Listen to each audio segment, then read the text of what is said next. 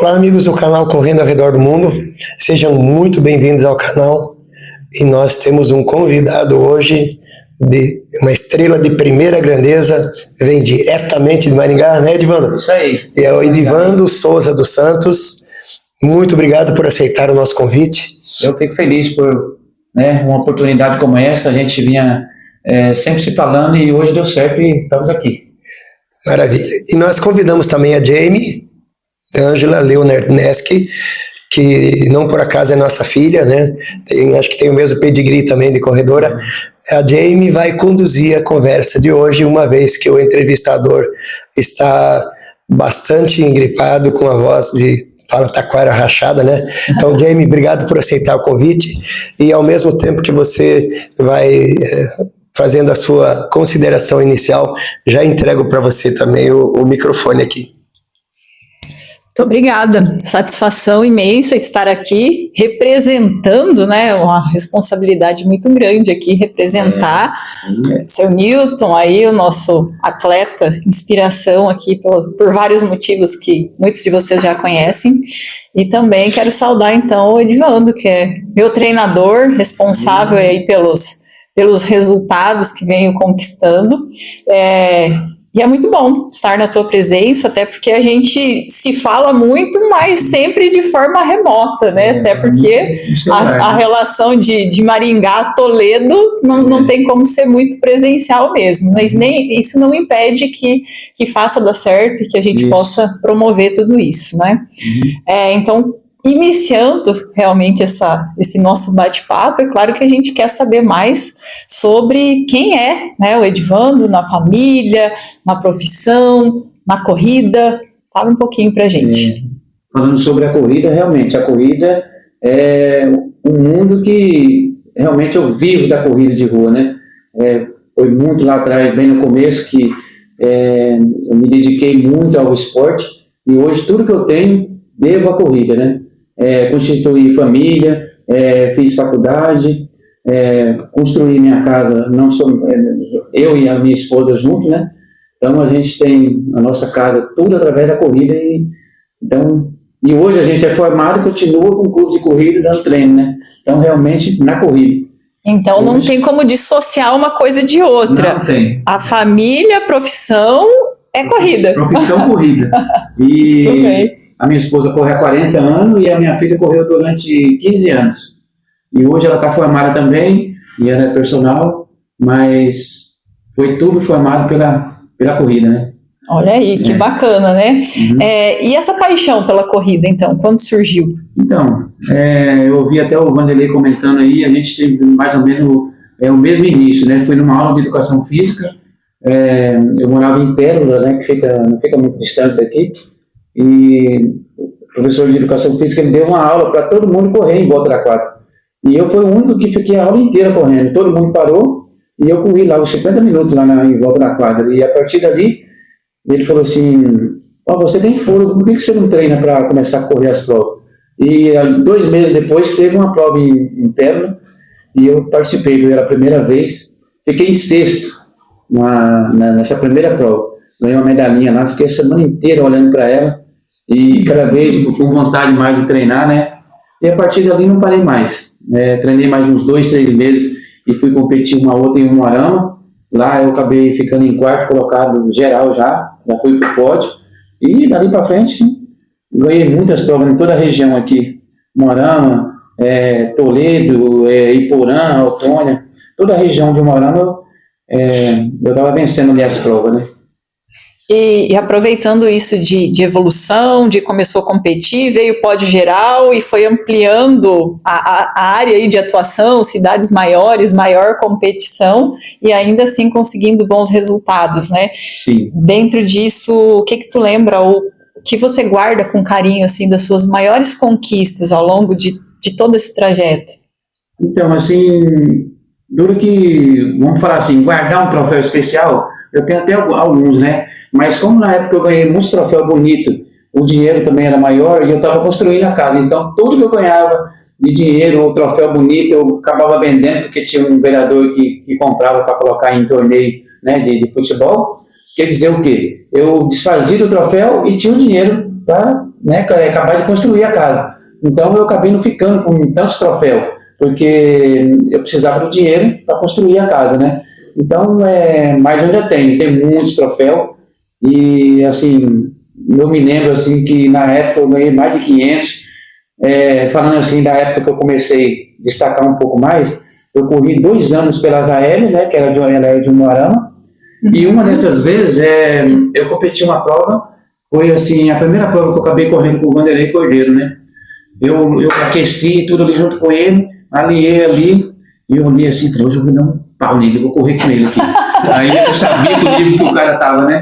Larguei, eu olhei aquelas motos ali na frente, eu colei nas motos, batedor, e eu era, nossa, pé de frango mesmo, aqueles caras ruizão, e saí puxando, aí eu olhava para um lado, olhava para o outro, não via ninguém, né? Eu falei, ganhei. Na hora que deu 2 quilômetros mais ou menos, eu vi um pé batendo, para que eu olhei, o Vanderlei, ele chegou perto de mim e falou assim, vamos lá. Ele falou, vamos lá, e já foi abrir embora, né? Quanto mais eu corria, mais ele ia abrindo. Eu falei, meu Deus, aquele dia ele acabou ganhando, e eu fiquei em quarto. Classificava os 5 primeiro para ir correr a Tiradentes e Maringá. Naquela época tinha classificatória, né? Entendi. Então, a partir dali, eu fui começando a correr provas maiores. E uma dessas, eu corri em Toledo, que é a tua cidade, e lá que eu conheci a minha esposa. Olha só, Toledo então foi o berço do romance. Foi. Eu ganhei o masculino e ela ganhou o feminino, né? E a partir dali ela falou assim, você não quer ir para Maringá? E eu já de olho ali, né? Falei, vamos. Ela falou assim, eu vou arrumar então um lugar para você na equipe lá de Maringá e você pode treinar com o meu treinador. Isso foi em 91, eu fui para Maringá. A partir de 91, eu acabei indo para Maringá e acabei entrando na mesma equipe que ela estava. Aí lá era um outro nível, né? A gente só treinava e era cedo, descansava e treinava à tarde. E a partir dali, passou mais alguns anos, a gente se casou e continuou, né? Fazendo a nossa vida, porque viver de aluguel, né? E a gente queria o nosso canto. Então, a partir dali que a gente começou, compramos o terreno na Canela, depois construímos uma casa e depois foi indo, galgando outras coisas, né? Que era, a gente começou a pensar, a gente não vai ficar a vida toda correndo, então vamos fazer uma faculdade. Como fizemos uma faculdade, né, ninguém era tão novo, já fizemos uma certa idade, mas graças a Deus a gente se formou, e isso que nos mantém hoje, né? Graças a Deus a gente é formado, técnico de atletismo, e a gente treina muitas pessoas por aí, vamos dizer, a gente virou a página, né? A gente não tem aquele rendimento da corrida, correndo como atleta, mas a gente está do lado de cá, treinador e se mantendo ainda, vamos dizer, da corrida, né? Que legal. É importante, acho que até trazer esse ponto, né, da formação, de ser realmente habilitado para poder fornecer esses treinos, a assessoria de forma correta, né? Sim, porque assim, a gente tem muitos amigos até que tem muitos anos de experiência como atleta, mas a sociedade, ela cobra de nós o quê? O canudo, você tem que estar formado. E a gente correu atrás, porque bem lá no início a gente dava algumas ensinamentos assim, para as pessoas, mas todo mundo falava, vocês têm que se formar, se capacita. Então a gente foi atrás, nos capacitamos, se formamos e a partir dali a gente investe no quê? Na saúde das pessoas, porque o esporte hoje é o meio mais barato que você tem de cuidar cuidar da nossa saúde, entendeu?